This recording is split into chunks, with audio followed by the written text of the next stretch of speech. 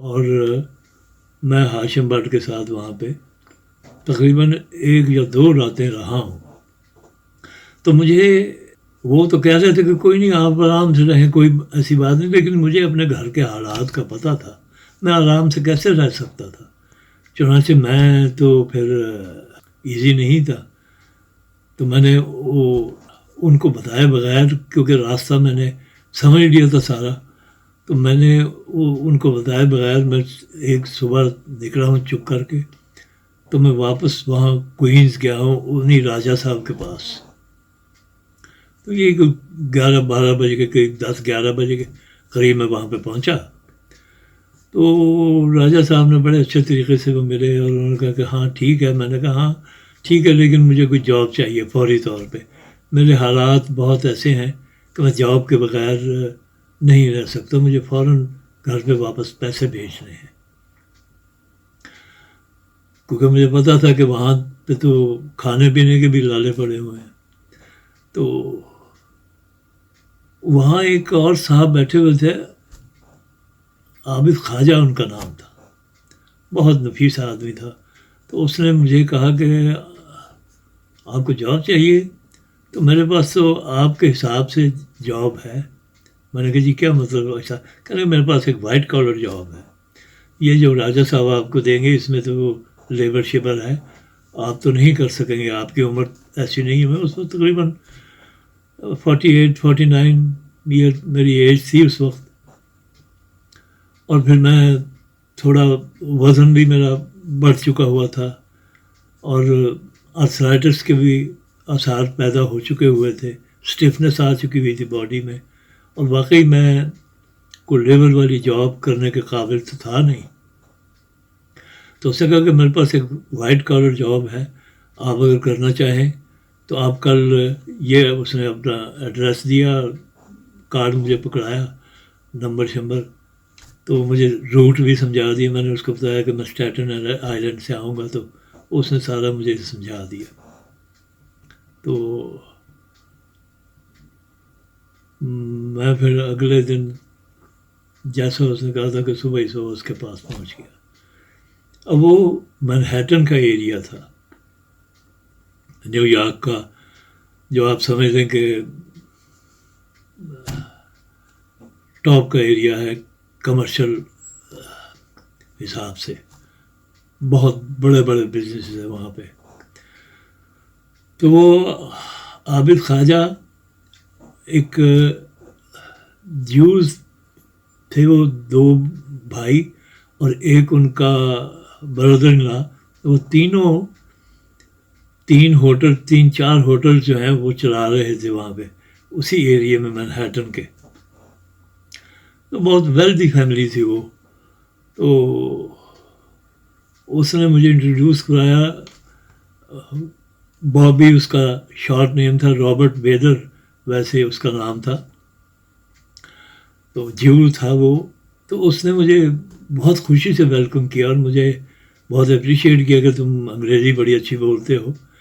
تو اس نے مجھے کہا کہ تم کل سے آ جاؤ، میرا ایک وہاں پہ ہوٹل ہے، اس میں تمہیں نائٹ مینیجر کی جاب میں دیتا ہوں. تو مجھے اور بڑا کیا چاہیے تھا.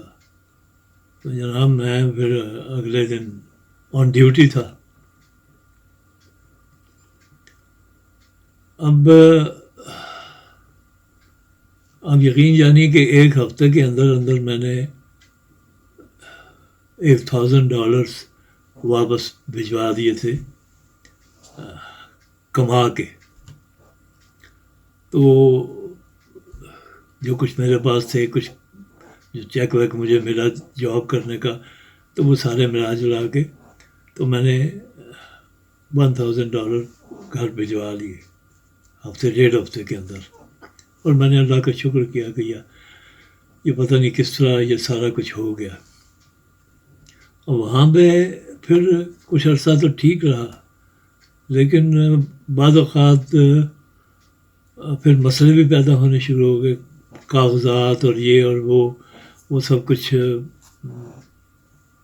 بنانا.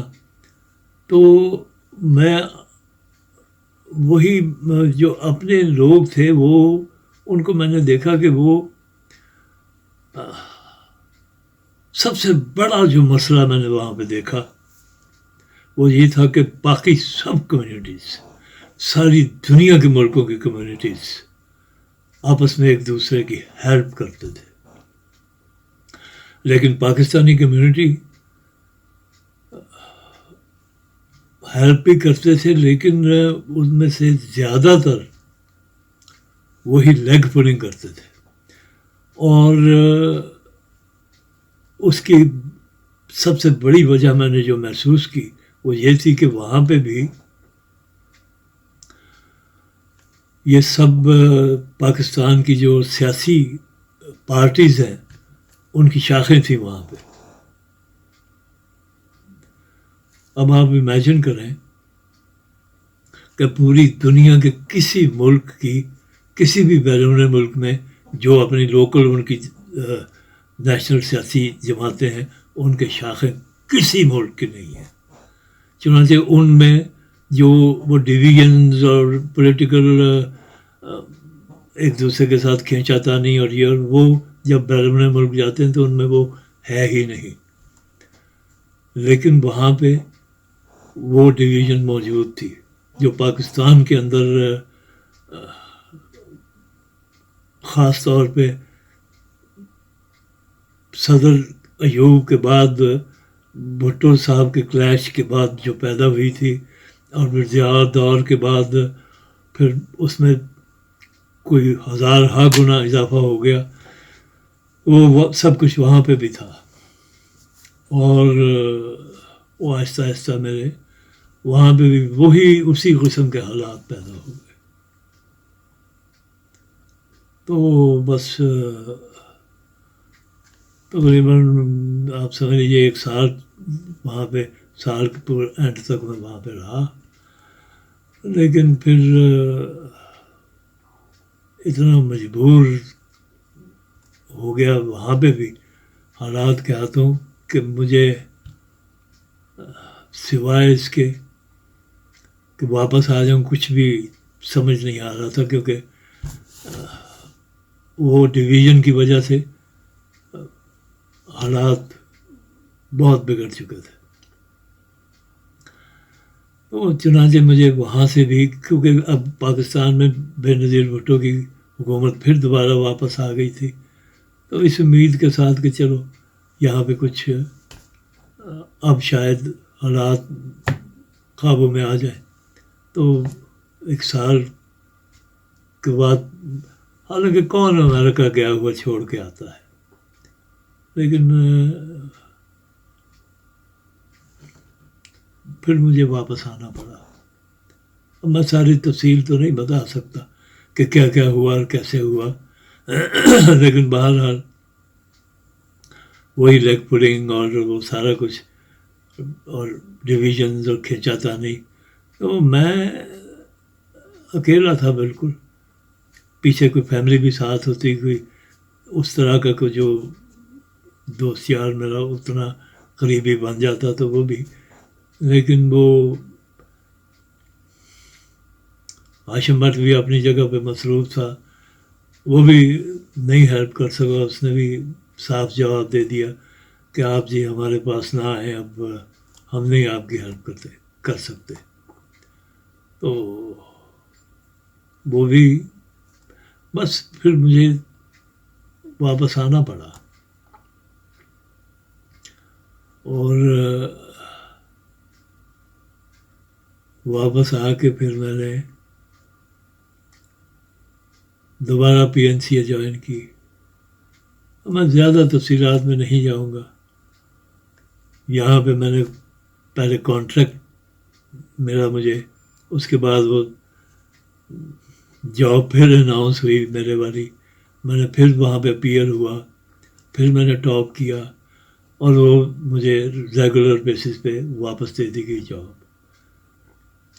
اور اس کے بعد جب میں خیال کو 1 1.5 سال 2 سال کام کر لیا تو بے نظیر کی حکومت پھر ختم ہو گئی. اور دوبارہ وہ نواز شریف کی حکومت آ گئی، اور آپ دیکھیے کہ انہوں نے میرا پیچھا نہیں چھوڑا. وہاں باقاعدہ جو پرائم منسٹر انسپیکشن کمیشن ایک بنا کہ جو پیپلز پارٹی کے جو لوگ تھے یا مارشل لا کے زیر اطاعت تھے ان کو دوبارہ زیر اطاعت لایا جائے. تو میرے پاس لیٹر پڑا ہوا ہے، میں وہ ریڈ آؤٹ کروں گا یہاں پہ آن ایئر. اس میں لکھا گیا باقاعدہ کہ تم نے یہ جاب کیسے حاصل کر لی، تم تو اوور ایج تھے اور یہ وہ. یہ میں وہ خط پڑھنے لگا ہوں جو پرائم منسٹر انسپیکشن کمیشن کے ریفرنس سے مجھے بھیجا گیا تھا. Pakistan national council of the arts reference dated 3rd March 1999. This is with reference to your representation dated 15th of February 1999. The statement that due to victimization by the martial law, you were demoted and consequently you had to leave the service is not based on facts. You were demoted from grade 18 to grade 17 in 1979 along with other officers by the review board set up by the government, whereas you resigned on 1988 at your own for personal reasons and your resignation was accepted with effect from 24th of May 1988. The resignation under the rules entails forfeiture of past service. After a period of 6 years, on your own request, you were, however, engaged on contract as a special case with effect from 17th August 1994. Subsequently, you were appointed under the ad hoc arrangement as program coordinator in BPS 18 with effect from 14th of May 1996. The post was advertised and as a result of your selection by the Departmental Selection Committee, the order for your appointment on regular basis were issued. Your appointment as recommended by the Prime Minister's Inspection Commission has been taken as an irregularity on the part of the PNCA in terms of PNCA service rules and also your being over age for appointment as such. The case is already under reference to the review board for a decision. Your case will then be disposed of in the light of the decision of the review board. This issues with the approval of the competent authority. Agha Salahuddin, Admin Officer, Deputy Director. To Mr. Mustafa Sajjad Haidar, Program Coordinator.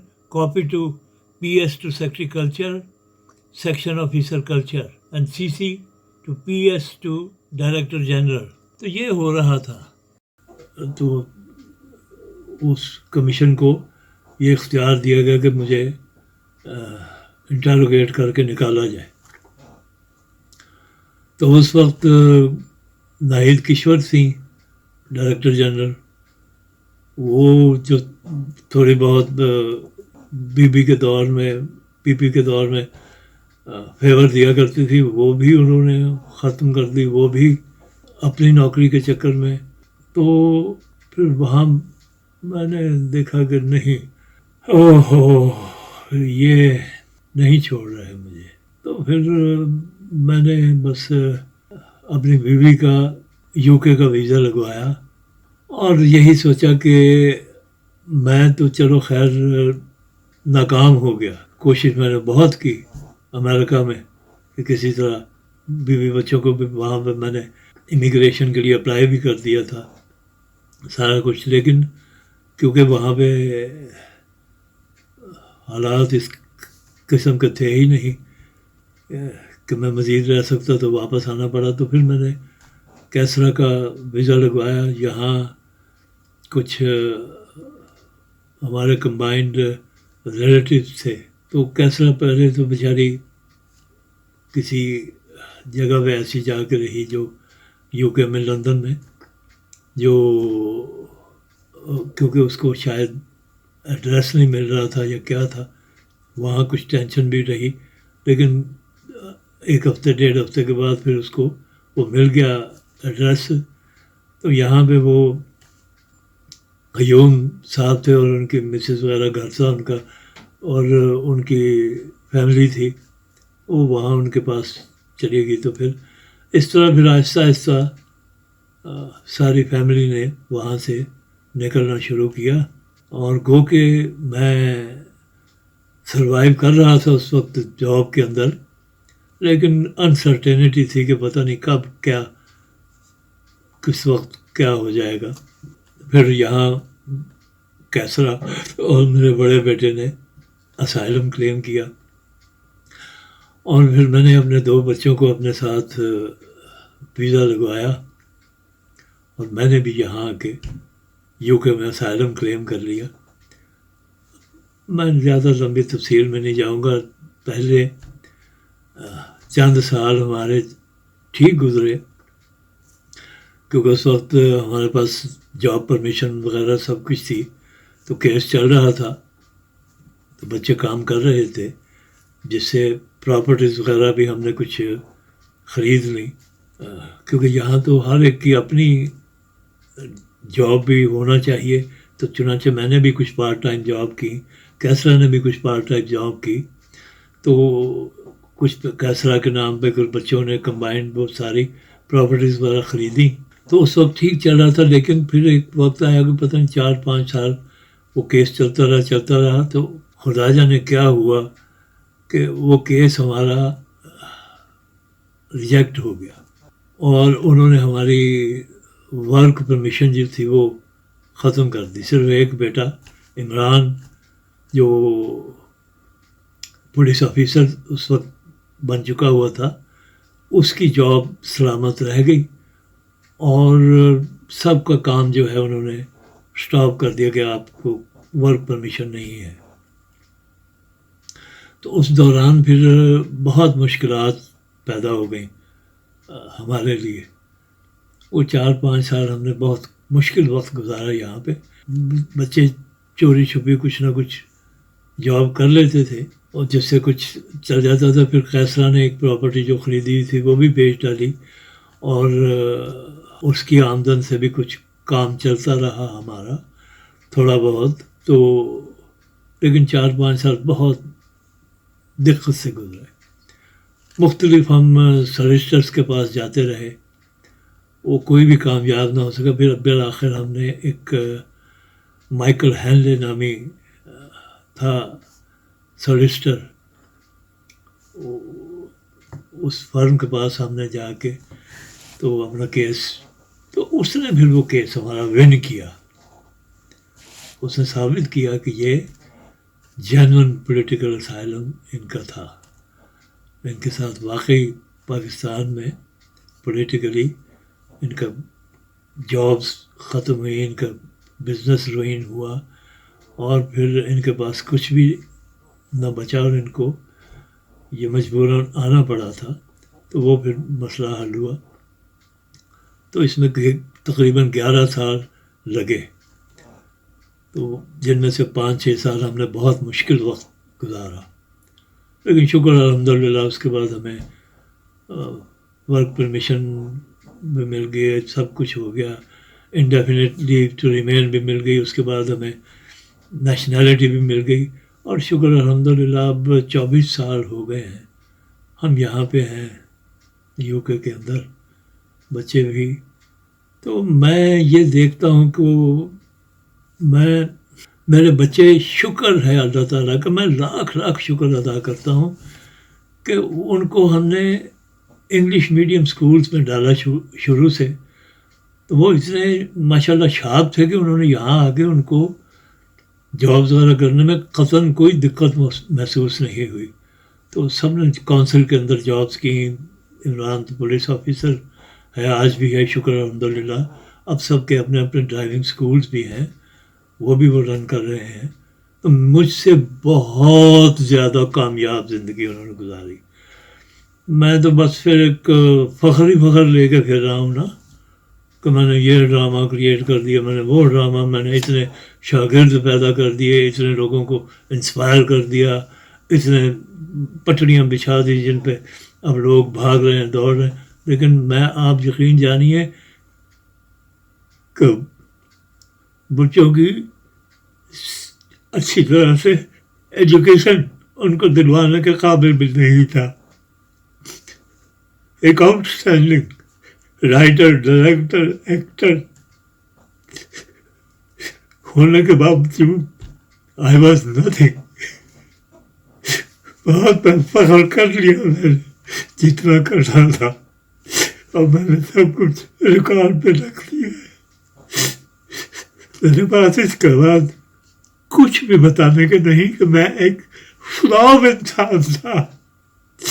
اپنے بچوں کو کسی مقام تک نہیں پہنچا سکا، اتنے لمبے کیریئر کے باوجود. اور اس کی وجہ پاکستان کا پولیٹیکل سسٹم ہے، جس نے جاگیردار اور قبائلی سسٹم جو ہے اس نے تہس نہس کر کے رکھا ہوا ہے ہر چیز کو. بیچ میں اسلام کی بھی وہ پخ ڈالی ہوئی ہے. Every thing is ruined. آج تک سیاست کا اونٹ کسی کروٹ نہیں بیٹھ سکا. میرے بچوں، میں تم لوگوں کو یہ بتانا چاہتا ہوں کہ میں سب کچھ ڈرامہ نگار، ایکٹر، ڈائریکٹر، یہ وہ سب کچھ اتنی کامیابی سمیٹنے کے باوجود میں تم لوگوں کے لیول کا نہیں ہوں. تم لوگ کامیاب ہو زندگی میں، تم نے جائیدادیں بھی بنا لی، تم نے کیریئر بھی اپنے بنا لی. میں کچھ بھی نہیں ہوں. I am nothing and I don't have anything else to say. That's it today. ختم. یہ میری آٹو بایوگرافی تھی.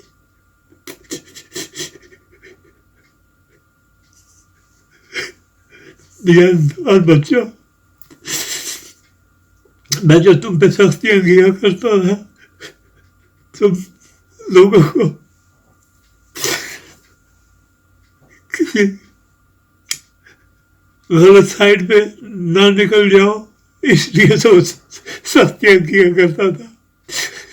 کیونکہ اللہ معاف کرے، ایک دفعہ نوجوان کہیں کسی لت میں پڑ جائیں یا کسی انڈر ورلڈ میں یا کسی تنظیموں وغیرہ میں پڑ جائیں تو ان کو واپس لانا ناممکن ہو جاتا ہے. تو میں اس لیے ساری سختیاں کیا کرتا تھا.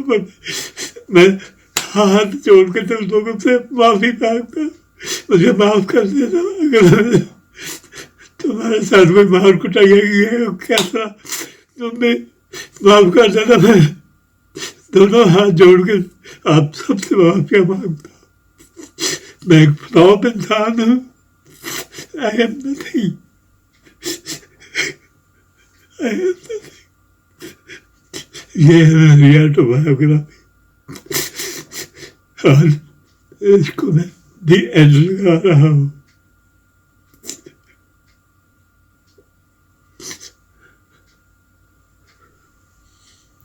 معاف فرمائیے گا.